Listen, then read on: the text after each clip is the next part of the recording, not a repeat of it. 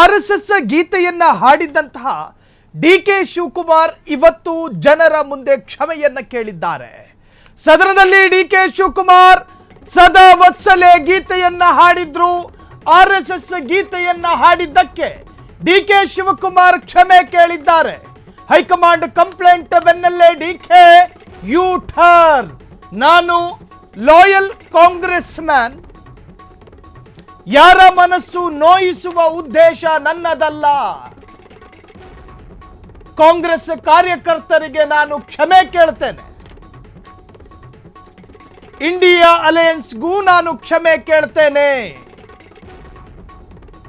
BK Hariprasad ಅವರಲ್ಲೂ ಕ್ಷಮೆ ಕೇಳ್ತೇನೆ. Apology ಕೇಳೋದ್ರಲ್ಲಿ ತಪ್ಪೇನಿಲ್ಲ ಎಂದ ಡಿಕೆ ಈ ಕ್ಷಮೆ ಕೇಳೋದ್ರಲ್ಲೂ ಕೂಡ ಸ್ವಲ್ಪ ಹಾರ್ಷತನ ಇದೆ ಇವ್ರದು. ಕ್ಷಮೆಯಲ್ಲೂ ಸ್ವಲ್ಪ ಹಾರ್ಷ್ ಆಗಿ ಕೇಳವ್ರೆ.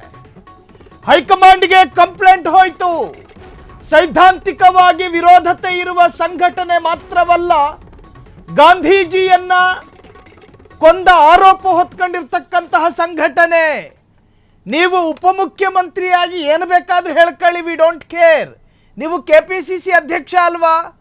ಕಾಂಗ್ರೆಸ್ಸಿನ KPCC ಅಧ್ಯಕ್ಷರಾಗಿ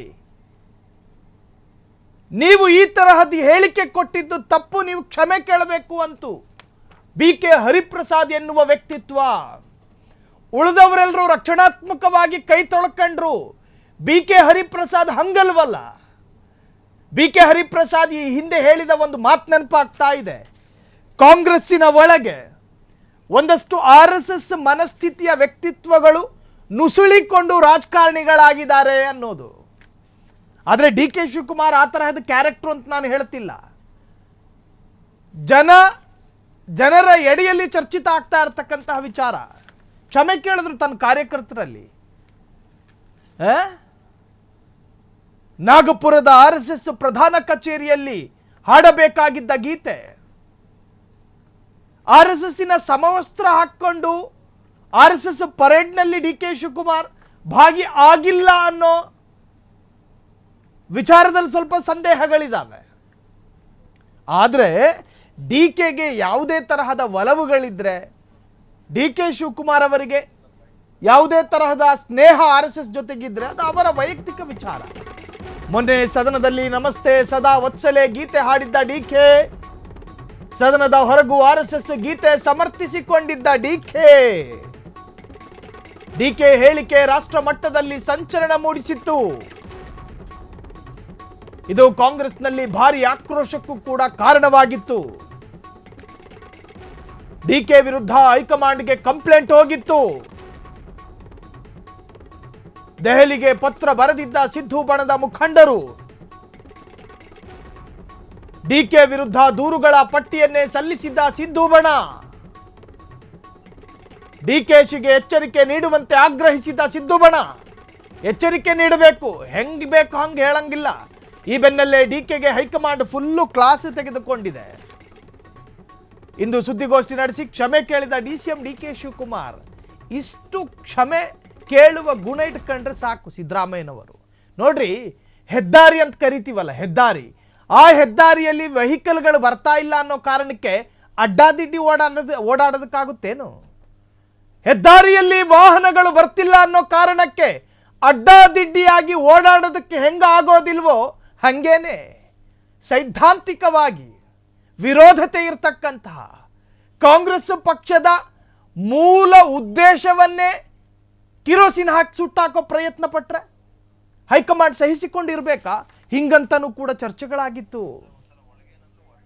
ಸೊ ಹಾಗಾದ್ರೆ DK ಶಿವಕುಮಾರ್ ಆರಂಭದಲ್ಲಿ ಸದನದಲ್ಲಿ ಈ ಗೀತೆಗೆ ಸಂಬಂಧಪಟ್ಟ ಹಾಗೆ ಅಥವಾ ಗೀತೆಯನ್ನ ಹಾಡಿದ್ದು ಅದನ್ನು ಒಂದ್ ಸ್ವಲ್ಪ ನೋಡ್ಕೊಂಡು ಬರೋಣ. ಹಾಕಿದ್ದೀನಿ ಅಂದ್ರಲ್ಲ ಒಂದ್ಸರಿ. ನಮಸ್ತೆ ಸದಾ ವತ್ಸಲೆ ಮಾತೃಭೂಮಿ ಅಧ್ಯಕ್ಷ ಹಿಂದೂ ಭೂಮಿ ಸುಗಂ ವರ್ಧಿತೋಹಂ ಮಹಾಮಂಗಲೆ. ಚರ್ಚೆ ಬೇಡ. ಅದನ್ನ ಕರ್ನಾಟಕ ರಾಜ್ಯ ಕ್ರಿಕೆಟ್ ಅಭಿಮಾನಿಗಳು ಬೇರೆ ಬೇರೆ ರಾಜ್ಯ RSS ಚಡ್ಡಿ ಹಾಕಿದ್ದೀನಿ ಅಂದ್ರಲ್ಲ ಒಂದ್ಸರಿ. ನಮಸ್ತೆ ಸದಾ ವತ್ಸಲೆ ಮಾತೃಭೂಮಿ ಅಧ್ಯಕ್ಷ ಹಿಂದೂ ಭೂಮಿ ಸುಗಂ ವರ್ಧಿತೋ. ಜನತಾದಳದ ಬಗ್ಗೆ ರಿಸರ್ಚ್ ಮಾಡ್ತಾ ಇರ್ತೀನಿ. BJP ಬಗ್ಗೆ ರಿಸರ್ಚ್ ಮಾಡ್ತೀನಿ, RSS ಬಗ್ಗೆನೂ ತಿಳ್ಕೊಂಡಿದ್ದೀನಿ. ಕೆಲವು ಸಂದರ್ಭದಲ್ಲಿ ಅನೇಕ ಸಂಸ್ಥೆಗಳಲ್ಲಿ ಕೆಲವು ಒಳ್ಳೊಳ್ಳೆ ಗುಣಗಳೆಲ್ಲ ಇರ್ತದೆ, ಅದನ್ನೆಲ್ಲ ಗ್ರಾಪ್ ಮಾಡಬೇಕಲ್ಲ. ಈಗ ನಿಮ್ಮ ಟಿವಿಲಿ ಒಂದಿದೆ, ನಿಮ್ಮ ಏನೋ ಮಾಡಿ ಹಿಡಿಬೇಕು ಅಂತ ಇದ್ದೀವಿ, ನೀವು ತಗೊಳಕೋತಾ ಇಲ್ಲ, ಅದು ನಿಮ್ಮದು ಗುಣ ಅಲ್ವಾ? ಮಾತಾಡೋದು ನಿಮ್ಮದೊಂದು ಗುಣ. ಹಂಗೆ ಒಬ್ಬೊಬ್ಬರು ಒಂದೊಂದಿದೆ. ಸೊ ನಿಮ್ಮಲ್ಲಿರೋಂಥ ಒಳ್ಳೆ ಕ್ವಾಲಿಟೀಸ್ನ ಗುರುತಿಸ್ಬೇಕು. ಹಂಗೆ ನಾವು ಕೆಲವ್ರದೆಲ್ಲ ನಾವು ಯೋಚನೆ ಮಾಡಿ ನೋಡ್ತಾ ಇದ್ದೀನಿ, ಯಾರು ಏನು ಮಾಡ್ತೀನಿ. ಜನತಾದಳದ ಬಗ್ಗೆ ರಿಸರ್ಚ್ ಮಾಡ್ತಾ ಇರ್ತೀನಿ, BJP ಬಗ್ಗೆ ರಿಸರ್ಚ್ ಮಾಡ್ತೀನಿ. ಸೊ ಈಗ DK ಶಿವಕುಮಾರ್ ಏನು ಹೇಳಿದ್ರು, ಸದನದ ಒಳಗೆ ಸದಾ ವತ್ಸಲೆ ಎನ್ನುವಂತಹ RSS ಗೀತೆಯನ್ನು ಹಾಡಿದ್ರು. ಅದಾದ ನಂತರವೂ ಕೂಡ ಸದನದ ಹೊರಗೂ ಅದನ್ನು ಸಮರ್ಥನೆ ಮಾಡಿಕೊಂಡ್ರೆ ಹೊರತಾಗಿ ಅದನ್ನು ನಾನು ಹೇಳಿದ ತಪ್ಪಾಗೋಯ್ತು ಅನ್ನೋ ಅರ್ಥದಲ್ಲೂ ಮಾತನಾಡಲಿಲ್ಲ. ಈ ಹಿಂದೆ ಮಲ್ಲಿಕಾರ್ಜುನ ಖರ್ಗೆಯವರು ಪ್ರಯಾಗರಾಜ್ನ ತೀರ್ಥ ಸ್ನಾನದ ಬಗ್ಗೆ ಒಂದು ತರಹದಲ್ಲಿ ಮಾತನಾಡಿದಂತಹ ಸಂದರ್ಭದಲ್ಲೇ DK ಪ್ರಯಾಗರಾಜಿಗೆ ಹೋಗಿದ್ದು. ಯಾವ ಈಶಾ ಫೌಂಡೇಶನ್ಗೆ ಭೇಟಿ ಕೊಟ್ಟರೋ DK, ಅಲ್ಲಿಗೆ ಅಮಿತ್ ಶಾ ಬರ್ತಾರೆ ಅನ್ನೋದು ಗೊತ್ತಾಗಿನೇ DK ಹೋಗಿದ್ದು. ಫೆಬ್ರವರಿಯಲ್ಲಿ ತೀರ್ಥ ಸ್ನಾನ, ಮಾರ್ಚಿನಲ್ಲಿ ಅಮಿತ್ ಶಾ ಭೇಟಿ. ಯಾವತ್ತೂ ಹಾಕದೇ ಇದ್ದಂತಹ ಕುಂಕುಮ ಅವತ್ತು ಹಣೆ ಮೇಲೆ ಒಂದು ಸ್ವಲ್ಪ ಉದ್ದಕ್ಕೆ ಹಾಕೊಂಡ್ರು. ಯಾರನ್ನು ಟ್ರಿಗರ್ ಮಾಡೋದಕ್ಕೆ ಹೊರಟಿದ್ದೀರಿ ಅಂತ ಈ ಅರ್ಥದಲ್ಲೂ ಕೂಡ ಆ ಸಂದರ್ಭದಲ್ಲಿ ಚರ್ಚೆಗಳಾಗಿತ್ತು. DK ಶಿವಕುಮಾರ್ ಅವರು ಪಾರಿವಾಳದ ಗುಂಪಿಗೆ ಬೆಕ್ಕನ್ನು ಬಿಡುವಂತಹ ಪ್ರಯತ್ನ ಮಾಡ್ತಿದ್ದೀರೇನು? ಹೆದರಿ ಕೂತುಕೊಳ್ಳುವ ಪಾರಿವಾಳಗಳು 2025 ಜನರೇಷನ್ನಲ್ಲಿ ಇಲ್ಲ. ಪಾರಿವಾಳದ ಗುಂಪಿಗೆ ನೀವು ಬೆಕ್ಕನ್ನ ಬಿಡುವುದಾದ್ರೆ ಅದನ್ನ ನೋಡಿಕೊಂಡು ಹೈಕಮಾಂಡ್ ನಾಯಕರು ತೆಪ್ಪಗೆ ಕೂತ್ಕೋಬೇಕೇನು? ಬಿಹಾರ ಎಲೆಕ್ಷನ್ ಪ್ರಚಾರಕ್ಕೆ ನಿಮ್ಮನ್ನು ಕರೆಸಿಕೊಂಡು ಅದಾದ ನಂತರ ನಿಮ್ಮ ಬಾಯಿಂದ ಕ್ಷಮೆ ಕೇಳಿಸಿದ ಕಾಂಗ್ರೆಸ್ ಹೈಕಮಾಂಡ್ ನಿಮಗೊಂದು ಸಂದೇಶವನ್ನು ಕೊಡುತ್ತಿದೆ. ನಮಗೆ ಸಹಿಸಿಕೊಳ್ಳಲಾಗುವಷ್ಟು ಕೈಯನ್ನು ಅಗಲ ಮಾಡಿ ನಿಮ್ಮನ್ನು ಸ್ವಾಗತ ಮಾಡ್ತೀವಿ, ಆದರೆ ಅತಿರೇಕಕ್ಕೆ ಹೋಗಬೇಡಿ ಅನ್ನೋ ಸಂದೇಶವನ್ನು ಹೈಕಮಾಂಡ್ ನಾಯಕರು ತಲುಪಿಸಿರೋದು. ಇದನ್ನ ನಿಮ್ಮನ್ನ ಸಾಧ್ಯ ಅಂತ ನಾವು ಲಾಲಿತ್ಯದಿಂದ ನೋಡ್ತೀವಿ. ಒಂದು ಪ್ರಬಲ ಸಮುದಾಯದ ಬಲಿಷ್ಠ ನಾಯಕ ಅನ್ನೋ ಕಾರಣಕ್ಕೋಸ್ಕರ ನೀವು ಮಾಡಿದ್ದೆಲ್ಲವನ್ನೂ ಕೂಡ ಕಾಂಗ್ರೆಸ್ ಸಹಿಸಬೇಕಾ ಅನ್ನುವಂಥ ಸಂದೇಶ ಇದು. ಸೊ ಈಗ ಕ್ಷಮೆ ಯಾಚಿಸಿದ್ದಾರೆ ಅನ್ನೋ ಮಾಹಿತಿ ಲಭ್ಯವಾಗ್ತಾ ಇದೆ. ಕ್ಷಣ ಕ್ಷಣದ ಸುದ್ದಿಗಳಿಗಾಗಿ ಫ್ರೀಡಂ ಟಿವಿ ಸಬ್ಸ್ಕ್ರೈಬ್ ಮಾಡಿ, ಲೈಕ್ ಮಾಡಿ ಹಾಗೂ ಫಾಲೋ ಮಾಡಿ. ಹೊಸ ಸುದ್ದಿಗಳ ನೋಟಿಫಿಕೇಶನ್ಗಾಗಿ ಬೆಲ್ ಐಕಾನ್ ಮೇಲೆ ಕ್ಲಿಕ್ ಮಾಡಿ.